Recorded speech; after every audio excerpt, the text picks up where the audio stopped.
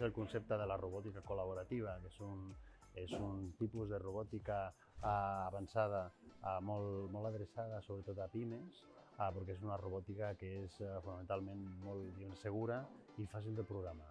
Llavors, al final, el que es tracta és de fer una automatització que sigui fàcil per les empreses i que sigui de ràpida incorporació.